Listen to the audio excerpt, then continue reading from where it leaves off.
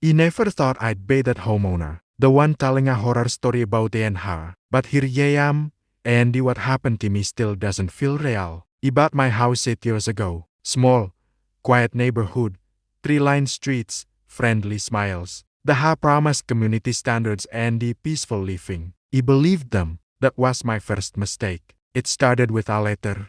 One Monday morning, I found a bright yellow envelope taped to my door. And a violation notice. They said my grass was half an inch too tall. Half an inch. I laughed. I honestly thought it was a joke. I mowed the lawn that same evening and I completely forgot about it. Until the next letter came. This time, it was about my trash cans being visible from the street for too long. I had brought them in just 1 hour late. Then came another notice. And another. Suddenly, I was getting fined. $25, $50, $100. It felt like every single week there was something new. Then I met the president.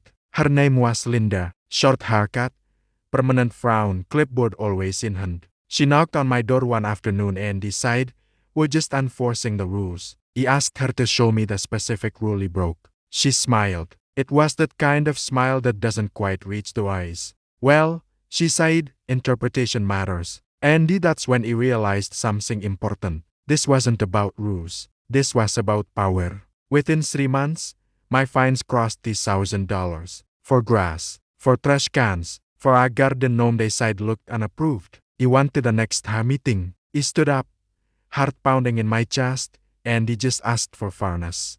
The room was completely silent. Linda cleared her throat and sighed. "If you don't like it, maybe this isn't the community for you." Everyone else in the room just avoided eye contact. I went home shaking. Then came the threat. A certified letter that changed everything. Notice of intent to place a lien on property. A lien on my home. The house I worked the jobs to afford. The house where my kids learned to walk. All because of fines that made no more sense. I called the office. No more answer. Emailed. No more response. I was being ignored on purpose. They pushed too far. 2 weeks later, I received another letter. This one said the could begin foreclosure proceedings if he didn't pay immediately. That night, I couldn't sleep. I just sat at my kitchen table at 2 in the morning, staring at that letter, my hands shaking. And that's when something just snapped inside me. I wasn't scared anymore. I was angry. The next morning, I hired a lawyer.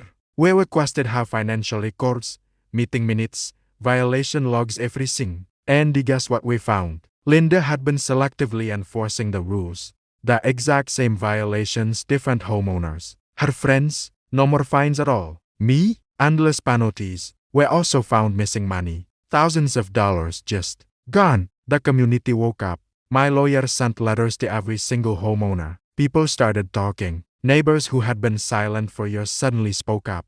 One family said they were fined for wind chimes. Another said they were threatened over a flower killer. The meeting that month was packed. Standing room only. And for the very first time, Linda looked nervous. The truth came out. An official audit was ordered. It revealed a misuse of her funds, unauthorized fines, and the illegal liens. Linda resigned the very next day. The entire board dissolved shortly after. And all those fines against me, dismissed. The lien on my home, removed. Today, I still live in that house. But it's under new management. We have transparent rules and fair enforcement. And every time you walk past my lawn, I smile. Not because it's perfect, but because it didn't let anyone bully me out of my own home. If you're dealing with a nightmare, know this, you are not powerless. You are not alone. And sometimes, standing up for yourself changes everything. Because this wasn't just my fight, it became our victory. Thanks for listening.